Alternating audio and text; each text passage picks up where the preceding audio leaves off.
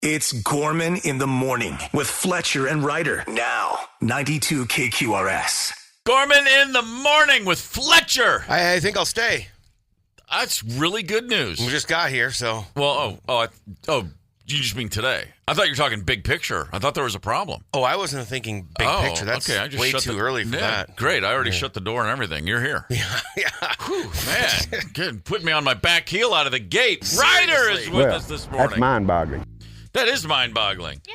How you doing over there? I'm doing fantastic, man. How are you doing? I'm all right. I'm faking it with the best of them. I'm thinking about eating some pie for breakfast. Oh, really? That two Betty's that you brought, or the Betty's pie you bought yesterday was absolutely delicious. There's the still apple pie. some left. Yeah, I can't eat a whole pie by myself. Yeah. How'd the old Fletcher house do with that pie? I was the only one that dug into it so far. Really? Yeah. Wow. Is that because you didn't tell them that there was pie? Attaboy. No. Attaboy. I'm trying to decide how far to go with this. Farther than you should. The That's wife always wasn't the rule. feeling like she should have some pie right now. Okay. All right. Because of the timing of the month. Right. Okay. Yeah. So, Not hungry for pie. Got right it. now. I understand. Yeah. And the kiddos, they're hit or miss on I everything. don't understand at all. Yeah, no. But explain it to me later. The timing of the month. You relate. Well, it's playoffs, and so, all bets are off. She's excited about Holy seeing smokes, Steph in people. person. She's on her period and didn't sound good. Wow. Okay. Fair enough. So what, she usually goes through, she's more of a savory woman when menstruating. Is there, we're just going to cut right out, get right to it? Might as well, right? Okay. Yeah, it's Good too late now. Lord. Can't Never rip that. ever heard that, dude. All right. She's got very varied taste Varied. at certain times. During Let's that. restart the show. It's Gorman in the Morning with Fletcher and Ryder on Minnesota's 92 KQRS. I'm feeling Minnesota. So without further ado, let's get to the headlines. Indeed. Let's go back to the basketball hoop saga in St. Louis Park, shall we? Yeah. A seemingly lame and unreasonable neighbor wanted to prevent kids from playing basketball in their own driveway, in case you hadn't heard. The city has responded to the lawsuit filed by the butthole of a neighbor. Her name, by the way, is Julia Ramos, and she's a former lawyer. The city has responded to her lawsuit. To paraphrase all the legalese, it's not going anywhere, really. Okay. All she can do is argue the location of the hoop, which they deemed to be in a proper spot. Right. And the court will not, quote, dictate the driveway play of children.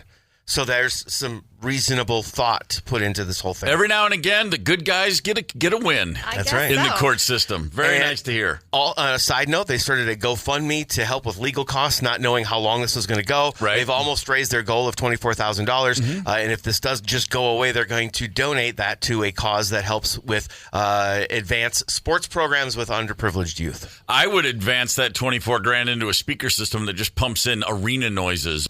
Skype was founded in 2003 and acquired by Microsoft in 2011. And yesterday, Monday, they pulled the plug on the service. Skype was one of the first video chat services. Oh. There it is, yeah.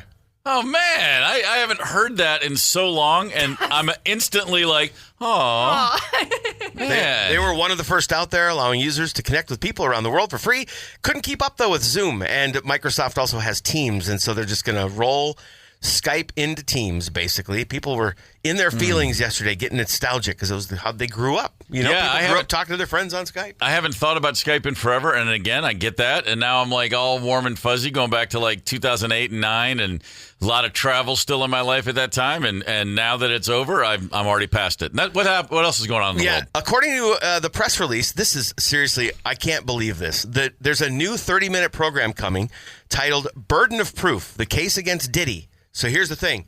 We've seen epic coverage of trials. I mean, it kind of started with O.J. Simpson. That was the beginning. And now, But now we're going to get a 30-minute program that's going to be produced daily as a companion to the court case, essentially. Every day. That is taking things to a whole nother level. Yeah. I mean, it's unbelievable. The series is going to start with breaking down the jury selection, which began on Monday, and then regular daily episodes will follow starting May 12th. I'm dumbfounded by that. I'm dumbfounded at 30 years of accusations instead of 3 that it took this long to get that guy into court. Yeah.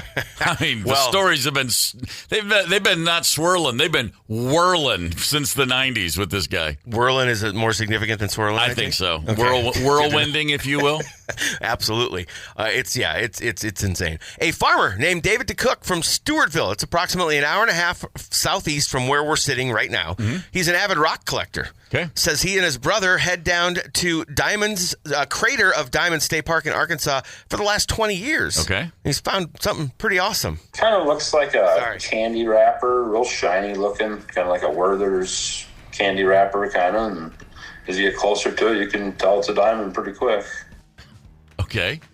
So it's like 3 carats or something. Yeah, he found a 3.8 carat diamond at this crater. They say it's going to be worth up to around $19,000. So 20 years of gem sifting, I guess you could say. $1,000 a year. Has really paid off. 3 point. I'm not up on my diamond sizes, but that sounds like a big diamond to me, and I would think it would be more than 19 grand. Maybe it's not pure. I thought so too, and then they showed a picture. It's like the size. It's smaller than a dime, which surprised me when people talk about carats and junk like that. Yeah. But still, $19,000. So he could have that goes a long way in Stewartville. So he obviously swallowed it to get it out of the state of Arkansas without being detected. Oh no, they gave him a certificate of authenticity and everything. I'm sure they did. Yeah, they did. Old Arkansas diamonds. What's the world coming to? Yep. Let's talk sports here quickly. Big night. Tonight it happens. Wolves Warriors tonight at 8:30. Golden State, of course, with 3 top shelf proven playoff monsters. But we have the depth, we have youth, we have home court, and we have 7 days rest. Damn. That's Holy good. Smokes. Jimmy Butler, of course, had a cup of coffee with the Wolves a few years back, demanded a trade. It's not exactly like he's been missed around here. I don't know that there's going to be people were annoyed. But it's been a minute, and he's not who he once was. He's still a very effective player. I'm just saying. We don't forget things, though. I know we don't forget things, but I think the Draymond Rudy thing's going to have a little bit more bite to it. That's all I'm saying. Jimmy Buckets is definitely an unliked human in Minnesota parts, though. It's going to add to the drama for sure. I especially like the Wolves tonight. I like them in the series, but last night, if you happen to notice, there are no safe bets. The Nuggets somehow got a win in OKC, and the Knicks came from 20 down to beat the Celtics in Boston. Boston was 15 for 60 from the three-point line. That's the most misses in a playoff game ever. If they had just gone 16 for 60, they would have won the game. So I don't think that is actually an indicator that the Knicks have a chance. Yeah. The U.S. women's national team will be playing at Allianz Field May 31st against China. Oh, boy. All right, and that's if you're interested in American sports teams, the U.S. women's soccer team is pretty much the torchbearer. Yeah, they get stuff done. The Twins start a 3-game homestand with the Orioles. Neither team playing great baseball generally right now, but however, Thursday you do have that businessman's 12:10 first pitch. Oh man, I love an early game. Oh, I might have to make myself over to the stadium on that good day. I think they call it work from the ballpark day. I believe that's going to be me on Thursday. Looking forward to that. That's perfect. Hey, timing. we want to give a shout out to Now Then, Minnesota. Now then. You heard me. Now then. There you go. Now Then, Minnesota. Everybody in Now Then loves the show Blackadder, or maybe that's just me. 651-989-ROCK is the talk and text line. How fast do you drive on the interstate? Not around town, not jumping on 94 to get over to the west side. What about you're heading over to, say, Sioux Falls, Fargo. You're going to Des Moines. You're going to head out of town. You're going up to the North Shore. You get into an open stretch. How fast do you go? If I know I'm not going to get caught? Well, sure. 85. 85, that's the number? Nice sunny day, I'm hitting 85. Yeah. Do you go with cruise control? No. I feel like that's cheating. What? Cheating? I just thought Really? Yeah. Paul? I'm 9 over. A cop once told me, a trooper once told me, said 9 over, we're not going to pull you over in most cases. Yep. I feel like that's fast enough. Now, don't get me wrong. Sure. I would love to just peg it at 100 most of the time. No, I got you. But 9 over, set the cruise, and then, just cruise along. The only problem with cruise control is if you're using it, then you find out how erratic everyone else is driving. Oh, it's unreal. It's mind-boggling. The how much impact you can have on another car. Like you're coming up on the left and they have to speed up all of a sudden. And I know people don't even know they're doing this, but cruise control is both fantastic on really long drives. Yeah. You got an 800 or 900 mile day in you, that cruise control is going to save you a lot of. It does make it easier. That said, especially the new adaptive, where you sure. You don't have just to touch slows it. down for you. It's great. Steve, how fast are you driving? 85. That's my number as well. I love to just see it right at 85, and and occasionally I will look down and I'll see a 90 and I'll go, okay, that's stupid. That's too much. 85 isn't, but I still 90 have is. 85. It is. There's a difference in how the car I currently drive feels very different between those two numbers. Interesting. Oh, yeah. You know, my So daughter. at 85, you feel like you're just kind of gliding along. 90, you feel like you're moving. I feel like I'm moving at 85. I feel like I'm swerving at 90. I just don't. It's a difference in how responsive I feel the car is with me. My daughter's car, it's a 75 mile an hour car. I'm like, if you go 76, I'm gonna kill you. Yeah. This car is not built to go over 75 miles an hour. It's different. But here's the point: North Dakota is saying, hey, man, listen, we know you're just trying to get to Montana, so we're going to make it easy on you. 80 miles an hour as of August 1st, the new speed limit in North Dakota. Nice. They know we don't want to stop. I've driven through. Sure you have. And it's horrible. It's just forever. Nobody wants to be in the Dakotas. They just want to get through the Dakotas. A bill has officially been signed as of August 1st, 80 miles per hour. Now, what they're going to do is if you get popped speeding, now that they've given you full 80 miles per hour, if you go over that, it's going to be more expensive. Like per mile per hour, from $20 to $5 for every mile per over the limit, et cetera, et cetera, et cetera. I'm guessing that increases as you go up in miles, right? It certainly does. If Stuff's you're so cheap in North Dakota anyway. Yeah, that's very I'm not true. worried about it. I haven't done the drive across North Dakota ever. I've done the ride on a bus many times, but I've never done the drive. If I decide to do that anytime, I'm just going to go ahead and tip the cap to Governor Kelly Armstrong and say, hey, thanks for giving me that extra 10. Wisconsin Minnesota's still sitting here at 70. South Dakota has joined Montana. So you can actually, you get to Fargo, you're good all the way to, Coeur d'Alene, all the way to Idaho at 80 miles an hour. Yeah, that's good to know. Hauling. And you're going to need it. In theory, you could go 89. You could. Theoretically. Well, assuming the state trooper that you spoke to play by the same rules, has friends that all go by the same protocols. Yeah. That's kind of good. I'm excited about that. That's moving right there. Fastest you've ever gone in a car? Like, just look down and gone, holy crap, I am flying right here. 126 miles an hour. Really? Yeah. Nice. And was that on purpose, or were you surprised that you were going that fast? I'm kind of a car nerd. I've got friends that work in cars. Okay. And so I had a 2014 911 Turbo for a weekend. Nice. And so, I wanted and to you just had to do that. Yeah, I had to. Gotta get it out of your system. That makes sense. Well, and I would do it again and again and again. So. I went, the fastest I've ever been in a car was actually not in a car. It was on the back of my friend's motorcycle, and it was terrifying. We went 115. No way. No. Not cool. Motorcycle? Not cool at all. Not cool. Especially really not happy in with second that. position. Yeah, that's really not happy. No. Just got up there and came right back down, but I was like, okay, you have my attention now. Yep. Yeah. Fastest I ever went in a car was, I have gone 200 miles an hour in a car, but that was in an Indy pace car on a track being driven by a professional driver. Flex. I do that. Another thing I thought was cool until it happened, and then I was like, why am I in this car? Why did I think this would be fun? Oh my God, see, I would be terrifying. begging for more. One of the things I most want to do in this world is Formula One. When they open a weekend wherever they're at, they get celebs and they throw them in a car with the driver and they do hot laps. I can tell you one way you can do that: start a band and be huge, and then it just takes care of itself from there. Cool. I'll get to work on that. Easy. That's how it worked for me. No problem. We all love our teachers. My God, don't we? Don't we? Happy National Teachers Day. Is it the toughest job ever, though? Is it really? Well, I mean, every teacher I know is going to say yeah. But we do want to discuss the toughest jobs. What's the toughest job you ever had? What's the toughest job you might have right now? It's Gorman in the Morning with Fletcher and Ryder, 92 KQRS. I saw Peter Gabriel at the X last year, and my God, it was a great show. Oh, yeah. Oh, yeah, I can imagine. He came out and did the first set, and it was 9 songs that he hadn't released yet. And everybody was right there with him. Really? 9 songs that nobody had ever heard. They didn't take a bathroom break or go get a beer? No. I mean, you could, and when he would speak in between songs, you could hear a pin drop. And then at the 10th song of the night, before he took a set break, they kicked into Sledgehammer, and the roof blew off the joint. It was like, holy crap. Excellent. It's fantastic. He had people pensive and waiting at that point, I have goosebumps thinking about it. It was one of my favorite shows I've ever seen. It's National Teacher Appreciation Day. Cheers to that. I remember so many things from classes that I hated, much less the ones I liked.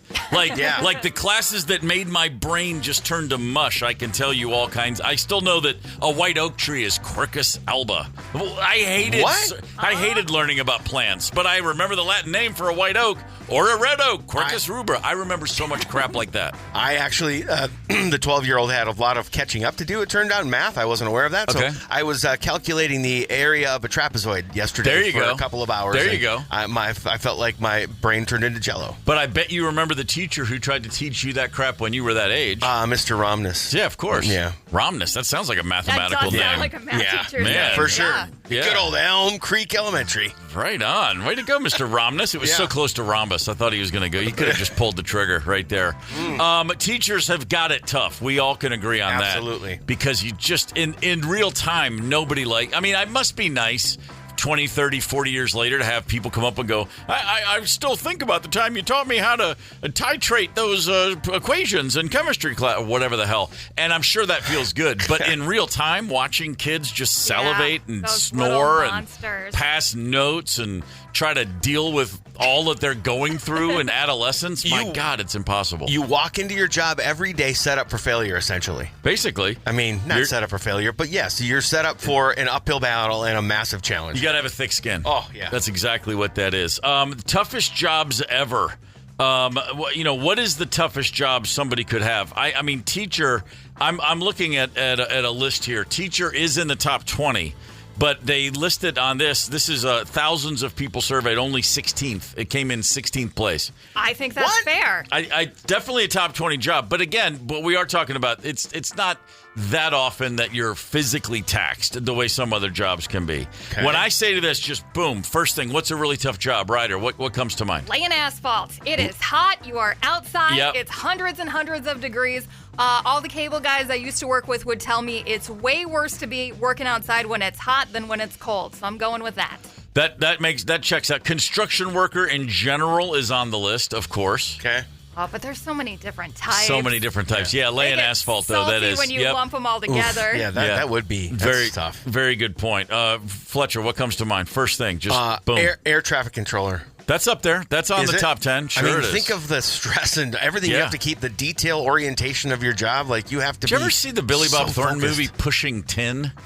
Cusack was in that, too. John Cusack and Billy Bob, they're air traffic controllers, and then I don't know. Maybe there's an affair between one of them and the other guy's wife or something. That was a good flick. All I know is that I came away thinking, I can't believe how antiquated our air traffic control system is, and that was 20 years ago. And it's not different. No different now. It's you're seriously orchestrating. That's like almost an art form in a way. Yeah. But they give you breaks. Like, you can only do it for so many hours. And then they like shut it down. Think of the height of your focus. It's ridiculous. Insane. Don't think blink. What's the toughest job out there? I did say when discussing what's so hard about being a teacher, and I said kids passing notes. The first text I see, LOL passing notes. I think you mean texting. Well, DMs. Yeah. I'm going back to my day when the old time-honored passing of notes was still all the rage.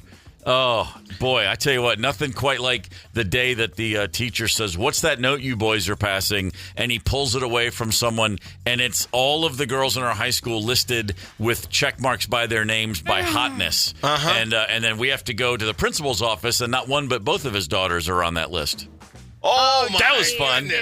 That was fun. Fun, no? Oh, 651-989-ROCK. What's the toughest job you can think of? On the list right here, astronaut. That's number 7. Now, if you think about it, it's damn near impossible because the way I understand it now, to be an astronaut, you have to be Oprah's friend for like 40 years. Okay? And if you aren't her friend yet, you're not going to get there, right? Those are astronauts. Or you have to be a failed Christian singer who then changes her name and becomes a pop star, and then you have to marry Russell Brand. That is next to him. I mean, that's like a stint in San Quentin. That is asking If you want to be an astronaut, you have to listen to that Ponce prattle on day after day after day after day. I mean, my God, when he texted Katy Perry to say he wanted a divorce, it had to be like the greatest day of her life. Only Russell Brand can make me take Katy Perry's side. That's fair. Just saying. Wow. We're talking about toughest jobs out there. What are your toughest jobs? 651-989-ROCK. This just came in. Toughest job, millwright. Yes. I'm going to have to Google millwright. Yeah, I don't even know what that is. I already Googled millwright. It's installing industrial machinery. Oh. It's a big one. Yeah, that's pretty rough. This one's pretty serious. What's that? Child protection social worker. We only get noticed if we make a big mistake. Oh, wow. Yeah, that one's like, that's a womp-womp. Sure. You know, that's not even... coal miner on the list, sure. How many coal miners are there, though, right Well, now? I grew up in Kentucky, so I've crossed paths with a few, actually. Not a great gig. I mean, they're still doing it up in northern Minnesota. Like up around they Duluth. absolutely are. Yeah. Member of the military, number 3 on the list. Well, granted, especially as some of these texts have said, soldier in combat, of course. Combat, yes. No question about it. Construction workers, I said. How about this? How about your number 1 toughest job, according to this list? Firefighter. Firefighter? It's the toughest job Okay. when there's a fire. Otherwise, it's awesome. I mean, you hang out at the grill. You go up and down the pole. You're making food for all the boys. Yeah. You know, you got playing cards. You got a brotherhood. Yeah, You get to go hang out at the station. By the way, firefighter when it's like 10 below zero, though, ain't so much fun. That's not so much fun at all. You have so much time that you're not fighting fires. I find it hard to believe that it's number 1. Now, don't get me wrong. Sure. Well, you're charging into a burning building, literally, for sure. For a living. I guess it's living with that, right? When we lived in, day?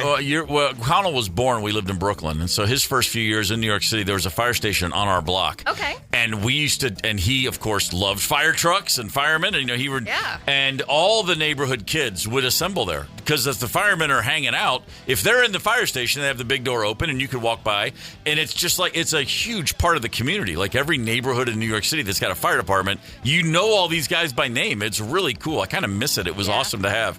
And we'd walk in and they'd be hanging out and you'd be talking and, hey, what's going on? And I got to know some of these guys. And only one time we were there, though. We're like in the middle of a conversation and then, blah, blah, blah, blah, how you doing? Hey, buddy. And he's got Connolly showing him the fire trucks and the hoses. And he's asking me what I do. And I said, well, I'm in this band. He's like, oh, I saw you guys. Blah, blah. And then all of a sudden, and I mean, he just like hands me the baby, and those guys all jumped into action. And I was 36 years old, and I thought, I really want to be a fireman. It was the coolest freaking thing I ever saw in my life. And I was like, I've made some bad life choices. I want to be with these guys. There's some seriously cool aspects of, especially the New York firefighter brotherhood. Incredible. Just with all the neighborhood, you don't have that anywhere else, really, right? No, absolutely fantastic. All right, we got one more good one though. Oh, please. Toughest job: a bricklayer for your dad.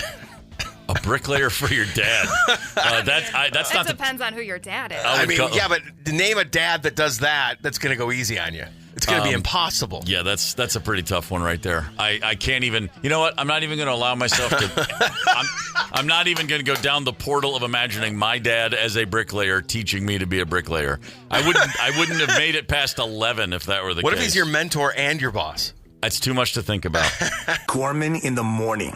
Coming right back. 92 KQRS. Streaming from 92KQRS.com. Gorman in the morning is back. 92 KQRS. Gorman in the morning on Minnesota's 92 KQRS. That's Minnesota's The Replacements right there. And since we're all having a good time being in Minnesota, that means we're feeling Minnesota, which means it's time for headlines. Paul Fletcher, what's going on? Kim Thale of Soundgarden, in an interview with Rolling Stone, expressed his shock that Alice in Chains, Iron Maiden, Sonic Youth, New York Dolls, Pixies, and Motorhead are not in the Hall of Fame. Okay. I'm no argument for any. Yeah, no, sure. All I great think bands. we're all on the same side here. Yeah. I thought you might be. He also expressed enthusiasm for the potential of Soundgarden performing at the ceremony. I guess the band is still looking at this and excited about this, potentially with multiple guest vocals. Makes perfect sense. Good luck to anybody that wants to get up there and sing a Chris Cornell part, by the way. Just put those nuts in a vice and go for it, dude. Or lady bits. Yeah, man. Well, I'm not so worried about the ladies. It's the men that are going to struggle with that one. I guess that's fair, yeah. Jack White is releasing a limited edition 7-inch vinyl of Archbishop Harold Holmes with a live version recorded at the Blind Pig in Ann Arbor. The vinyl is available in black and tricolor. The release is part of White's No Name project and is currently available at his website. Okay. He is such a vinyl nerd, this guy. He's putting out different variations of everything all the time. And I love that. And 7 inches, tricolor. too. Let's go. Like, nobody buys 7 inches. No, not at all. Well, it's Jack awesome. White fans do, I bet. You could make a strong argument. Greatest solo career ever from a guy who was already in a band, I think it's Phil Collins. Yeah? I think so. Because not only did he get the huge solo career with all the pop hits, he got to stay in his own band, and then he chokeholded them into writing pop hits too. Double dipping. It's true. Double dipping, Phil Collins. Peter Gabriel, I think I look at him and I go, that's the ultimate band dude who then had a solo career. Greatest ever example of that career. And the reason I put him number one is because he didn't have to lose the band in order to have the huge solo career. Sure. He didn't leave Genesis. He just took a little side, he took a little weekend pass and put out a record that had, In the Air Tonight was his first single from a solo record. He recorded that song and played it for the guys in Genesis, and they were like, nah. They didn't want to do it? That doesn't sound like us. And he's like, okay. And then all of a sudden, the guys at Genesis are like, hey, wait a minute. That could have been our song. I kind of want to be a part of this. So not only does he then dominate the 80s as a solo artist, he stays in Genesis and brings them around to, hey, this whole 4-minute pop song is not a bad idea. Yeah. Right. Because Genesis is prog rock 70s, and then all of a sudden, they're on MTV, and they're having fun, and they're making videos. Some pretty solid videos, too. And I mean, they were huge. And he got the best of both worlds, is my point. And so if you think about it, what artist who left a band that was successful and then went on to bury their previous success in their solo career? Not Ozzy. A whole lot of guys. Ozzy. 651-989-ROCK on the talk and text line. Let us know who you think. Ozzy is certainly up there. I think Ozzy Osbourne gets the all-time nobody imagined that was possible. Right. You know what I mean? For sure. When Black Sabbath fires you for being too wasted, no one's thinking, he'll clearly get it together he's great now. On his own. He'll be fine. Yeah. Let's pull him out of the ditch and give him a shower and give him a 45-year solo career. Nobody saw that coming. Sharon, that's it. She did. She's the only one. Good call. So Phil Collins, his first single ever as Phil Collins was In the Air Tonight, arguably his most iconic song. Yeah. Ozzy's first single was Crazy Train. I mean, coming out of the gate strong, gentlemen. That's a hot one. Yeah. Okay, here's another one for you. From the Commodores, Lionel Richie. Remember the Commodores? Man, back in my day, the old Sadie Hawkins, homecoming dance era of my life, middle school and early high school. Man, the Commodores had all those big bangers. 3 Times a Lady, that's slow dance Nirvana right there. And then all of a sudden, he comes out solo, and they're just massive, dancing on the ceiling. He had a whole run right there. Let's put that on a T-shirt, by the way. What's Slow that? Dance Nirvana. That should be on a T-shirt somewhere. Absolutely should be. Yeah. I'm not going to count. You can't say the Beatles, John Lennon, Paul McCartney, and none of them. You can't compare to they had great careers. McCartney's still having a great career, but you can't say they outdid. You can't outdo the Beatles. I was just going to ask that. Robert Plant could never outdo Led Zeppelin, right? As much as a great solo run, certainly, but could never do that. How about Sting? He gave the Police a run for their money in the 80s and early 90s. Oh, for sure. A lot of hits. The only argument I would say to that is that we're still listening to Police songs. We're not still listening to Sting songs. Oh, very, very true. I think. I mean, that's certainly been the case in my life. I like that first Dream of the Blue Turtles record. That was fine. Yeah. Yeah, a little number about the Russians and hoping they love their children too. Yeah, it was good. But yeah, I would definitely do that. It's interesting to think about. Like, so many people, they want to break out. I mean, Mick Jagger famously could not sell a single copy of albums he would release. There used to be articles listed saying the lowest selling album in like Columbia Records history was a Mick Jagger solo album. Right. Like, it would come out and sell, without exaggeration, less than 1,000 copies in America. That's yikes. Jeez. And he was the singer of the Rolling Stones. It's a tough thing to do. Hey, I was going to correct you earlier, and I decided to let it go, but then JD texted in, so I thought I would correct you. Earlier, you were talking about Phil Collins, not Peter Gabriel. When we started this whole thing, you said Peter Gabriel by mistake. Oh, well. We all knew what you meant. But JD didn't. JD wanted to point it out, so I thought I would just reaffirm that you're not losing your marbles. Oh, no, not at all. You lost them a long time ago, probably. I'm just pleased to know you think there were ever marbles there to begin with. I thought for sure there were. Get into this more in a little bit. 651-989-ROCK. Let us know who left and who did better than where they were before. Talking about artists who had a bigger solo career than they had in the band they originated from. Now, Tom Petty, of course, he left Gainesville, Florida, and went west to L.A. as a member of a band called Mudcrutch. Did Mudcrutch do anything? No, they fell apart. They fell apart. He got a record deal. And then they kind of reformulated, got a few new guys. They said, we're the Heartbreakers. And then the record company said, you're Tom Petty and the Heartbreakers. And the other guys in the band said, no, we're the Heartbreakers. And then the management went, you're Tom Petty and the Heartbreakers, or you're not in the band. And they went, oh, that's how that works. Okay. Fair enough. Yeah, those sort of things happen. Yeah. So which artists left a band that was already successful and got even more successful? I was waiting for this text to come in because it's a sticky one, because there's legacy and then there's just hard numbers. Dave Grohl. Yeah, I thought about Dave Grohl, but I can't, would have anybody even have looked at him or given him an opportunity to do Foo Fighters if it weren't for Nirvana? Well, that's not the question. The question is, have Foo Fighters superseded? Are they more, has he had a bigger career in his second incarnation? And the answer is unquestionably yes, because Nirvana had a cup of coffee and Grohl's going on 30 years of this. I guess. Is it more impactful? Is the legacy the same? I don't think so. Nirvana's... No. Because they only had 3 records and because of how it ended, they're just there. They can never, they belong to the ages now. It's sort of the same thing as the Beatles with Paul McCartney and John Lennon. Not quite the same, but I just think what Nirvana did at that time, it just outweighs what Dave has done. Well, LBJ passed way more significant legislation than JFK, but who do we talk about? I mean, we talk about Kennedy. Yeah, those two didn't like each other, is my favorite fact. Yeah, they Kennedy did they? Not like that dude. Oh my God, no, of course not. They couldn't stand each other.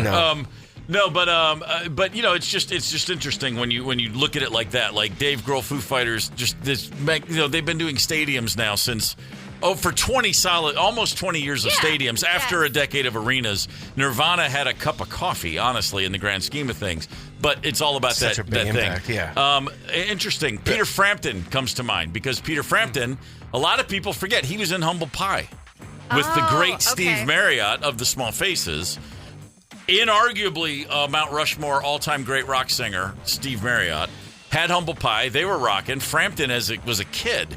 And then he bounces out, does a few solo records, does okay, and then decides, hey, maybe a live record will work, and then it's the biggest live record of all time. Sure. And when you're talking about kids, I've had so many phone calls about Jackson 5 Michael Jackson. I was just going to say this. Yeah. I think this is the greatest example of what we're talking about. I mean, it doesn't get any bigger than Michael Jackson. Well, that's very true. I mean, he's the example of leaving a group and just crushing it. I mean, all of the impact that we've talked about with the Beatles. Sure. I'm not comparing Michael Jackson to the Beatles, but his impact was all as Michael, not as the Jackson 5. It's like he leaves that band in such a massive shadow. And that's not. Don't sleep on the Jackson 5's greatness. And then they were just the Jacksons, and there was the Jackson 5, and then there was the Jacksons. Yeah. But yes, they were significant and left great records behind. But yeah, what he did as a solo artist eclipses everything but the Beatles. Yeah. Or now, I can't believe I'm saying this, but it's true, Taylor Swift. I mean, that's the only person since that you could say has the same shadow cast around the whole planet. Where Michael Jackson was at his peak, you could say that's where Taylor Swift is now. Yeah, for sure. There's 2 other that come to mind for me that step outside of what we've been talking about. Okay. Over in the hip-hop world, Dr. Dre and Ice Cube. Sure. NWA to me felt like an opportunity for those guys to learn. Yeah. They learned the game in that, and then they didn't just go on to have great solo careers. I mean, movie careers, and outright moguls. Redefining how the business operates. Absolutely. So. Neil Young was in Buffalo Springfield originally. And then CSNY, but I don't count that because it was CSN, then it was CSNY, and then it would be CSN, and then he was just in and out constantly forever. Crosby, Stills, Nash and Young for the kids here? With those guys, that's right. Was he ever a full member of that band, or was he just? They put records out as CSNY. Like on the business side of it, was he like? Was he a hired gun, or was he? If he was there, he ain't no hired gun. Right. I mean, I guarantee you that money suddenly went 4 ways. That counts then. Sure. Wham! I love this. Wham. George Michael. Wham was big. George Michael had a great run, but sure.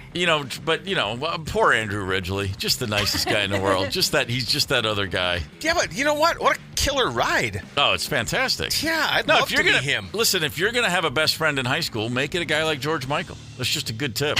I mean, you could make an argument for it'd be better to be him than George Michael in some regards, Joe Walsh left the James Gang, did okay for himself, and then, of course, he joined the Eagles. That was a pretty good move. Yeah. In terms of, as far as business moves go, nice one, Joe. The one that guts me to this day is Rod Stewart, because he left the Faces, just as great a rock and roll band as there ever was, at least at that time, and then went on to a solo career, which... Well, actually, they were happening concurrently. He had a record deal as a solo artist and a record deal on a different label as a member of the Faces. And then Every Picture Tells a Story was a solo record. People get those confused sometimes. Yeah. So he was making great records alongside the Faces. And then all of a sudden it was If You Want My Body and You Think I'm Sexy. And it was like, oh, come on, Rod. You left the Faces for this? For Young Turks and all that crap? But either way, I think he did okay playing to 3.5 million people. Yeah, he did okay for himself. My man can still work a tune with the best of them. Make no mistake about it. 651-989-ROCK is the KQ Talk and text line. By the way, the KQ website, 92KQRS.com. Why don't you go there and cast a vote or 2 or 10 for KQ's bestest? Yeah. Can you vote too much? You get one per day, or can you just vote endlessly? No, it's unlimited. So if you really love something, go ahead and stuff that ballot box. Click. Unlimited. Go to the website and vote. But I want to get your thoughts on this, guys. Not the big rooms. Smallish to medium-sized best music venue. Okay. Okay. There's 5 nominees. Okay. But there's a whole lot more than there's that. Yeah, so many great ones. Feel free to chime in with your favorites at 651-989-ROCK. This town is, and I'm saying this as a person who's lived in other towns that have great music scenes, an embarrassment of riches when it comes to small venues. Oh, yeah. It's kind of like mind-boggling, actually, how many great rooms there are to see music for up-and-coming artists or long-established artists that play clubs. It's just crazy to me. So is there one that jumps right off the page to you first, Ryder? Oh, Not of the nominees. Just if you're going to see... If I'm going to see a band, where do I want to see them? I want to see them at the Turf Club. The Turf Club. Yes. Oddly enough, not on our list on the page, but I agree with you. That is a Turf Club. I heard about it for years before I finally went in there. And the first time I went in, I remember thinking, better than advertised. It's just the vibe, everything about it. It's perfect size. I think so, too. And it's... Even as a shorter person, I'm 5'6", it's still pretty easy to see when the place is full. And there are a lot of smaller rooms in town where if you go into a sold-out show, it ain't so easy to see anything that's going on. That's right. That makes perfect sense. Yeah, that's my pick. It's funny. I'd love to be argumentative for the sake of being argumentative. But when you posed the question to her, the first place that popped into my head was the Turf Club. Sure. It's kind of crazy that one's not on the list, I guess. But there are so many other good ones. What we have is the Fine Line. Sweet place. Yep, good spot. That's another place where you can see even if you're not super tall and the place is full. It's not mind-blowing to me, but it's a good spot. The Palace, great spot. Amazing. First Ave. To me, it's like the GOAT. It's exempt. It's like we already know that one. It is iconic, but that's a place where if it's sold out and I'm not 6, Steve, how tall are you? 6'3"? I'm 6'3". 6'3", then it is tough, and sometimes you end up watching the show basically on TV. Yep, it can be tough. I'm 5'11". I deal with that from a male's perspective. I deal with that to a certain degree as well. It shouldn't even be in the category. We should call this the First Avenue bestest concert venue up close and personal. I mean, it shouldn't even be. This is like comparing something to, walking on water. It's on its own. It's got its own little lane in the pool is what you're saying. The Varsity Theater. I've not been to the Varsity. Nice. It's right around the corner from here. Never been to a gig there. The bathrooms are weird. All I know is every time I see the marquee when there's a show, I've never heard of the artist. That's my experience so far with the Varsity. They definitely run a little more current. And then finally the Fillmore. Shiny new toy in town. Yeah. That thing's beautiful. Not been to that one either in my tenure here. It's crazy. A lot of towns would be happy to have one Fillmore. Sure. And then it's like one of the 5 that are on this list, and there are 15 others beyond that. Hard to beat the Turf Club, although I'll give a special mention. I think the Uptown VFW is pretty great. I do really like the cool Uptown room. BMW. Yes. Really cool room. I saw a show there like my first week in town over 2 years ago and walked in. I was like, okay, fine. This is good. This was a good move. So, yeah, so many great venues to see so many great bands. Thank God that we live here. Because seriously, there's just a handful of musical meccas for, people growing up, as I did, especially in the 80s and 90s, where you're like, man, what is going on in that town? And this is one of them. And I'm just so, it just makes me, look at me. I get all excited. KQ's the bestest place to live, Minnesota. Pretty much. There we go. Crazy how that works. I don't know if it still exists, but when I was just out of high school and I had friends that were playing in bands and whatnot, we could get shows at this place called the Red Sea. Mm-hmm. I don't know if that's still there. Ryder, do you know if that's still around? It's there as a restaurant, but I don't know how much music they're doing. It was that was one that stood out, and I remember just popped into my head. 92KQRS.com. Go vote and go vote again, and then after you voted, go ahead and vote a third time. Why don't you? Let's see where all the best places there are in your mind. Gorman in the morning.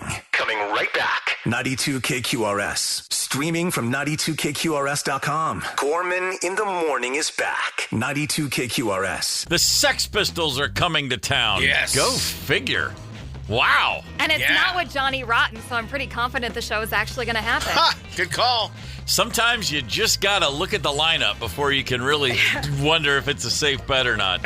The Sex Pistols are on the road. They're coming to town this fall, and we would love to give away some tickets. We're not going to just give them away. You got to earn them. Oh, yeah. The game, Wisconsin, Texas, Florida, or as we call it, WTF, as in what the is going on in these places? Yeah. What the This is Taylor's version. I'm sorry, this is Fletcher's version. Close but different. Close but different. Quite different. You found 3 stories for us. I have. You're gonna we'll sample some clips from news, and then here's what we'll do. Ryder and I will both guess at where we think these are happening. Is this a story from Wisconsin or Texas or Florida? Okay. And then we'll see if we can strong arm a listener into joining in for the fun. I like that. All right. You ready for number 1? Let's roll. There's a guy wearing a very special burglary suit in this one. A burglary Man is suit. arrested after trying to break into someone's house. John Brown joining us live in studio tonight. So, John, this man had a unique outfit for this attempted burglary. Or the lack thereof, right, Marley? So this man put in handcuffs wearing nothing but his birthday suit. Now, according to the arrest report and this video, a woman saw Hunter outside of her home completely naked trying to break into the house. The woman called 911 after she heard what appeared to be a knife trying to cut through the lock of her storm door. Ooh. County Sheriff's Office says that they went to conduct a welfare check at this man's house. They found his wife inside with the door locked. His wife says that Hunter was actively drinking and on medication, and she also had no idea he had left the house. What's going on, bro? I just came over to talk to you. You're walking around the street naked. Yes, I know. Why do you sit down? The arrest report says there was significant damage to the victim's door. Now, Hunter was arrested on numerous charges, including attempted burglary and exposure of sexual organs. Okay, so he left the house with no pants, but he had his knife. Right. Sounds like a fun weekend up north. I love when the cops confront him. He's like, I know I'm naked. Why are you asking me this? Like, leave me alone. Gosh. I'm just trying to be naked. My goodness. Just a minor detail. I'm trying to be naked and break into somebody's home. That's all. Okay. There's naked and afraid, and there's naked and burglarizing. A whole different vibe. Unfortunately, was charged with doing the research this time, so I had to watch the video. There you go. That is a hairy, hairy fella. I'll tell you that right now. Fair enough. Year-long sweater. So, like I said, a knife and a hairy naked just sounds like a weekend up north. Yeah, It does. There we pretty go. much. All right, number 2, we've got a guy who's driving while laughing, I guess you could say. Okay. Has made a bizarre discovery when he pulled a driver over in the Heights. That stop landed a local dentist in hot water with the law for a second time. Yeah, Lenna Mia, a patrol supervisor with County Precinct, tried to pull over a vehicle for speeding yesterday afternoon near Ashland Street and West 19. Now, police say that driver ignored the lights and sirens for about a half mile before finally pulling over.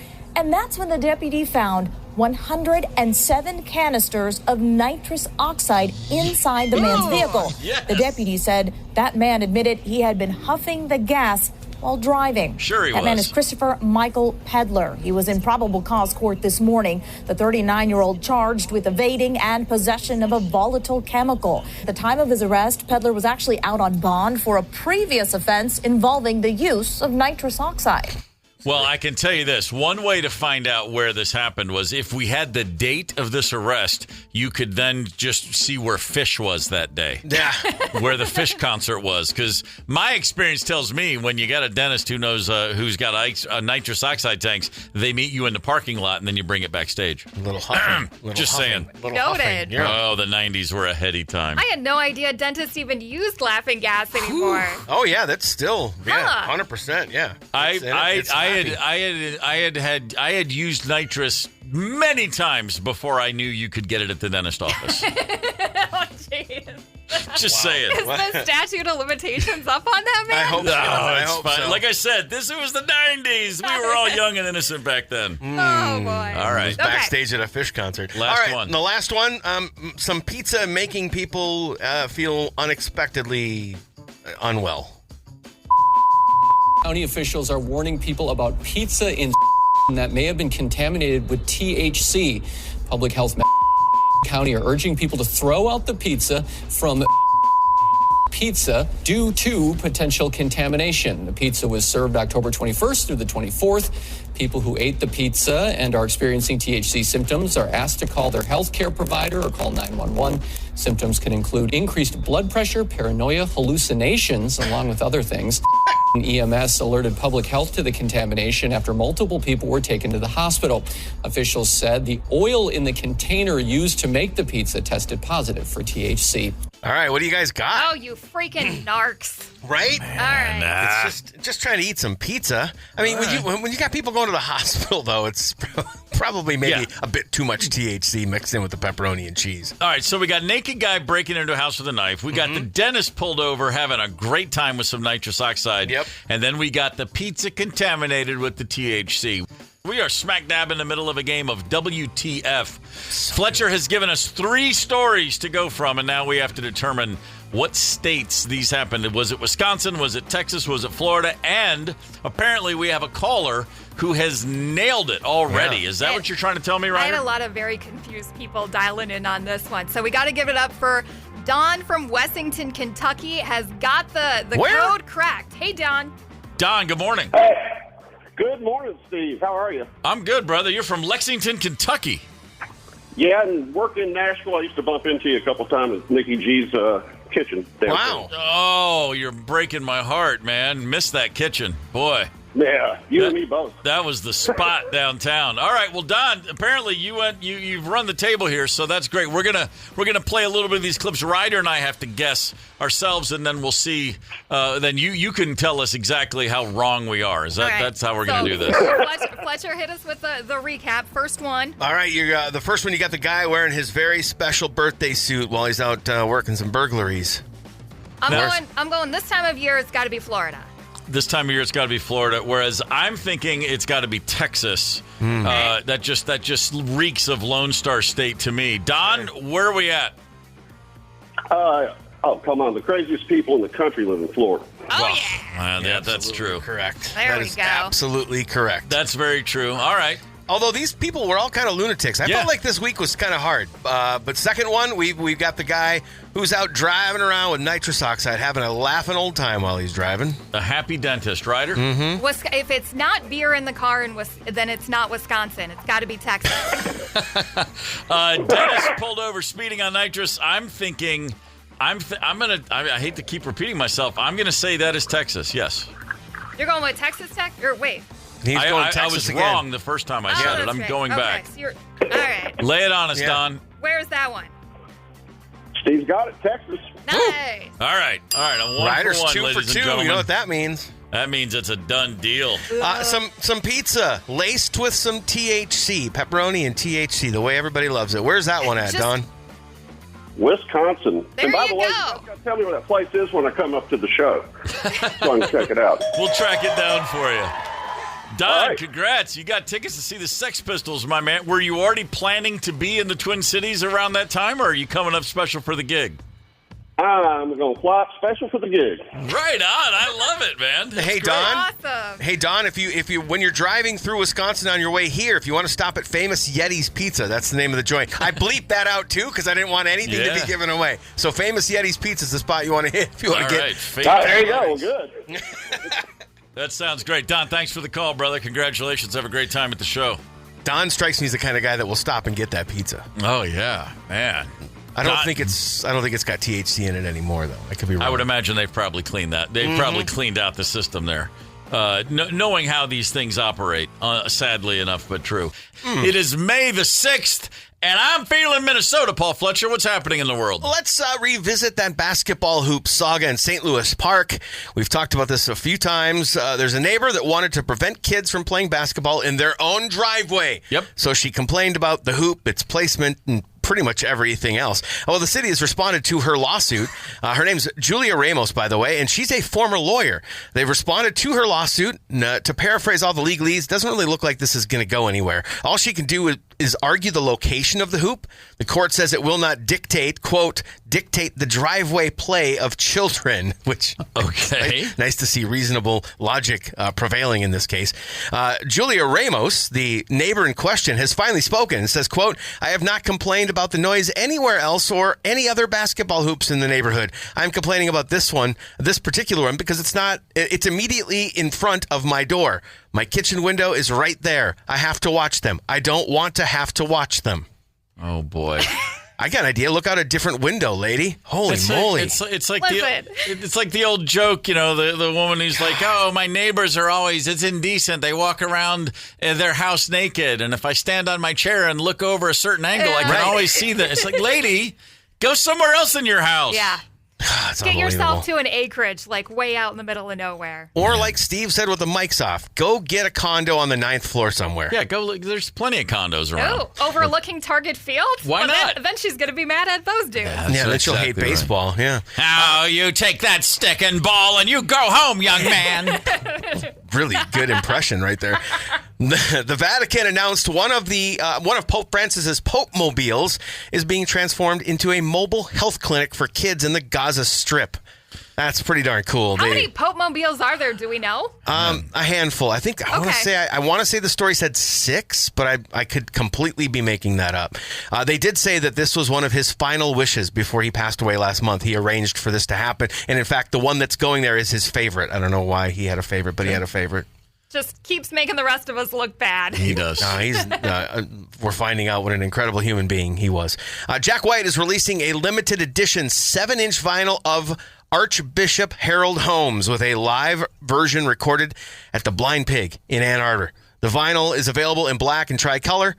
It's going to be a part of White's No Name project, and it's currently available at his website. If you want to grab it. Archbishop Harold Holmes is the name of a song, in case anyone's wondering. That's not the artist. That's a song by Jack White. Oh, yeah, fair enough. For clarification. Has anybody been to the Blind Pig in Ann Arbor? Because that sounds like a place I should go. It does kind of sound like that, doesn't it? I've never been. I've heard of it. I've heard it referenced millions of times. It's a place that everybody talks about and everybody plays, et cetera, but no, never been. Okay. I've never been. I never heard of it. Road trip.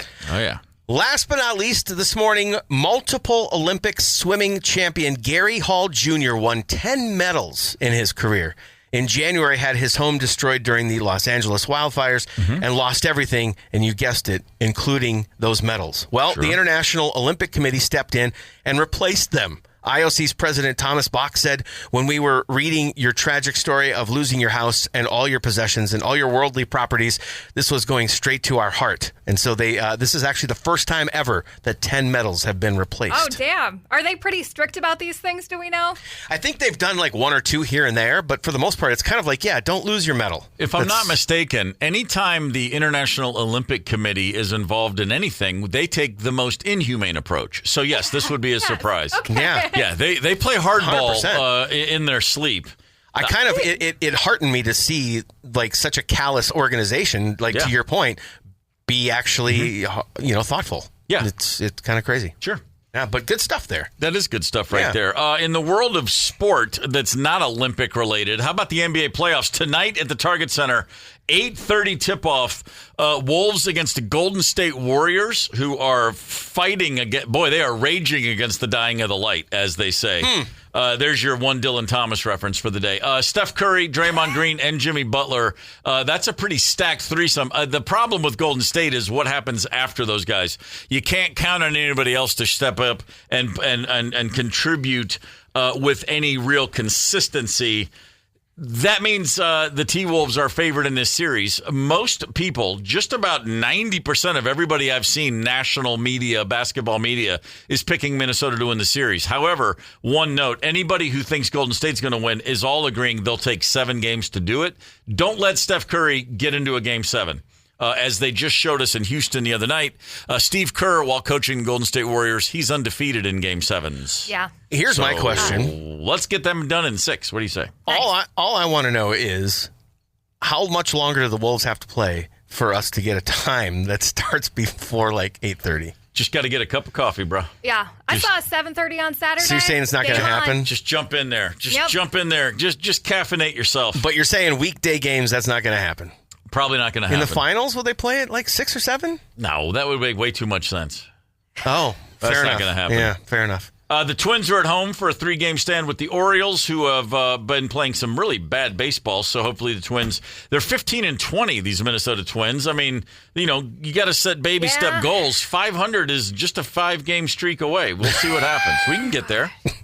If they just win one, then another, and another. You got to start somewhere, man. It's baby steps. Thursday, 12:10 first pitch. Looking very forward to that one. Baseball weather for that. Hey, damn straight that's baseball weather for that. 70 degrees and sunny that day.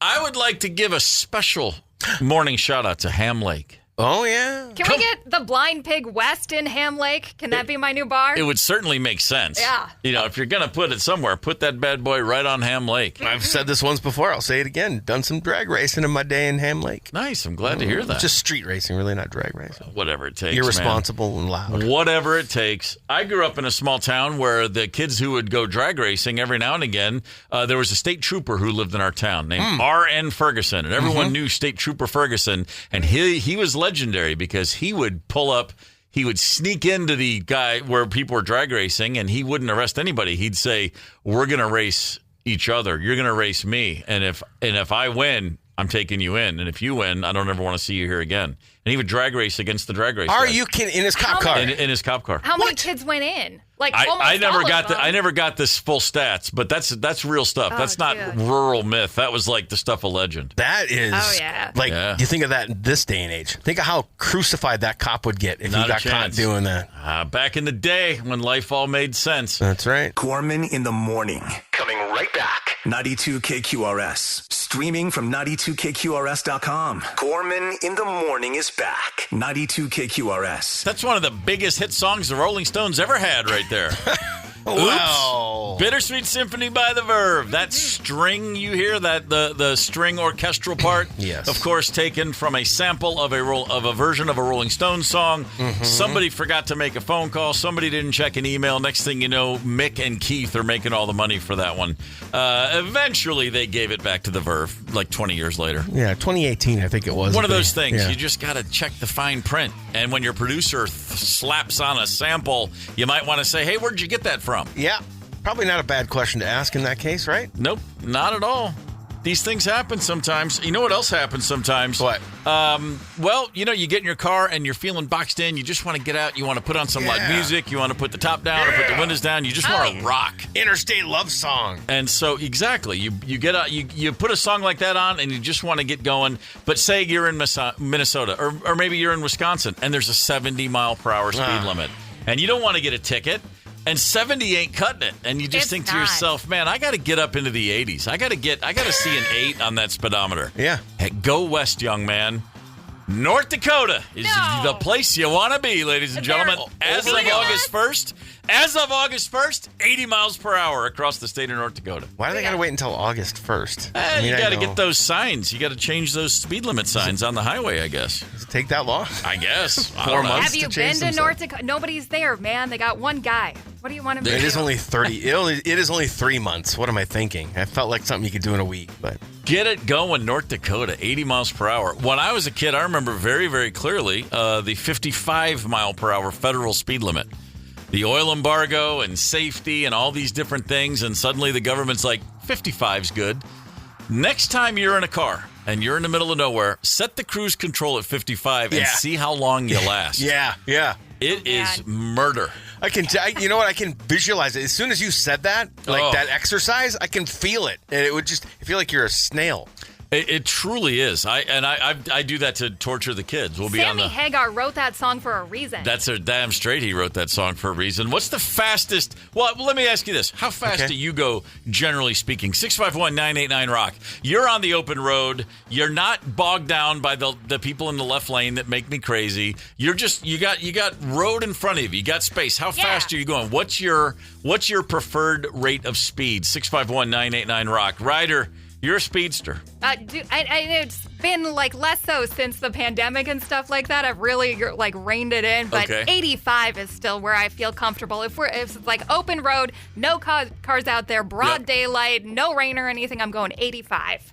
If I'm in the right car and I'm not paying attention, I'm easily in the 90s. But typically in my car, hit the cruise at 79 and just leave it there. 9 over. Yeah, I'm the same. 85, 80 or 85. Works just fine. If I get any higher than that, I don't feel really good. I got a ticket in Van Horn, Texas once, which is in the middle of nowhere. I had an old Volvo wagon with a big ass dog in the back of it driving cross country. And I'm with a buddy of mine how great a friend was this? I'm driving cross country solo. Mm-hmm. He goes, well, hey, I'm in Dallas. Come pick me up and just drop me off at the El Paso airport. I'll just ride shotgun for a few hours with you. And he goes, I got a Southwest voucher. I can fly for free. It was great when we were young and didn't have kids and had nothing better to do. So me and my buddy are blasting across Texas, and there's a stretch of road where it's just straight for hundreds of miles. And I'm in an old beat-up Volvo wagon, and I came over the one rise for 100 miles, and there's a trooper right there. And I looked down, and I was like, I'm going 95 miles per hour. I was like, there's no way. And he pulled me over, and he quit. And the first thing he said was, I didn't think this car could go that fast. And I said, I don't think this car can go that fast. I don't think they're... I just saw you. They're not big fans of Volvos in Texas either. No. Not big fans of what? Volvos in Texas. Okay, watch the pronunciation, Chief. No, they, right. Volvo? Okay, listen. I don't want to stress you out here, but I thought I heard the word Volvo come in. That's all. Let me know. 651-989-ROCK. What's the fastest you've ever gone in a vehicle that you shouldn't have been? How about that? You can go 80 miles an hour legally in North Dakota as of August 1st. Okay. They're just doing all the cool stuff in North Dakota. Lucky. We got to catch up. Come on. What's the fastest? What's your general rate of speed? Or even better, what's the fastest you've ever gone? Man, the text line's lit up. We got one here, a 2006 Dodge Charger, 164 miles per hour across Wyoming. Oh. 164. Is that the top answer? Man, I mean, you're doing 164. And you don't want to run into that, snake in the road. You got problems. Oh. Yeah, you don't want to run into anything on the road. That's about as fast as that baby goes, I would think. Several 140s coming in. Yeah. I got a 155. I had to check the governor out on the Chevy Impala. Of course you did. I've got one that I love that's also 140, but the location and then the tactics are what boggle my mind. A Dodge Caravan. First of all, going 140 in a Dodge Caravan is incredibly brave. Yeah. On 94, passed a cop, got in front of a similar minivan, and got them pulled over. Ooh, very nice. Crafty. Gotta like that. 140 in a minivan, though, man. Watch it. Careful. My son, Alex, and his girlfriend have taken my car. They had it up to 120. I've taken it only up to 110. Wow, that's a cool dad right there. Yeah, and knows about it and is willing to share that. Yeah, right? Yeah. How about this? Pam says, driving from Rochester to St. Paul in a 2002 Chevy Corvette Z06, 147 miles per hour. Nice work, Pam. Man! That's just taking the thing out for a walk, man. Man, I'll tell you what. We're getting after it around here. That's pretty exciting. Z06 will probably do more than that, right, Pam? I would imagine it probably would. There was one time I caught myself going about 110 in an area. The Life 360 app caught that. Okay, this was in a 2003 Toyota Corolla. Coming in strong with the Corolla at 110. So the Life 360, is that like on your health app or something like that? It's either insurance or it's Verizon, I believe. I was going to ask you guys. I have no idea. Well, what I think is funny is that his dad also saw it, and they had a good conversation when he got home. Man, no kidding about that. Yeah, 1976 Impala, 120 miles per hour. They don't make them like that anymore. No, they really don't, man. No, that thing's made of actual metal. As of August 1st, just get on 94, go west, get to North Dakota, and then just let her rip, man. Home free. Here's your final word, your last word text. 1981, going to a concert in a 69 Super Bee, racing a Corvette in the tunnel on 94.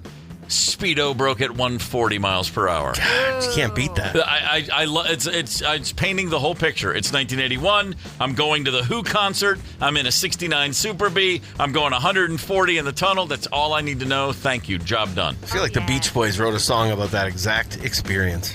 The Beach Boys wrote a song about going to see the Who? Come on. No, I'm just talking about cars racing, man. Oh, no. Yeah, but they were like, that's fun till your daddy takes the T-Bird away. Come on, that's not having fun. Shutdown is about a drag race. Come on. Come on. Come on now. Hey, check this out. Yeah. Tomorrow, we're going to play a game on this show called Beat the Jock. I knew you guys would be excited. Just not as excited as you. Hung on to that till the very end. Beat the Jock tomorrow for Sex Pistols tickets. I'm already sweating in my shoes. Fletcher, you're up next. What do you got? You know what? I haven't mentioned this before. At 11:50 every day, I go commercial free for a good long run, like 92 minutes or so. Well, that's exciting news. Talk about burying the lead. Also, I've got Heart tickets today, right around 12:30. Text to win. Nice. Plenty of things going on. We'll be back tomorrow morning on Minnesota's 92 KQRS. Gorman in the morning is also Gorman on the go. Get the 92 KQRS app and stream live or catch the Gorman in the morning podcast anytime. 92 KQRS.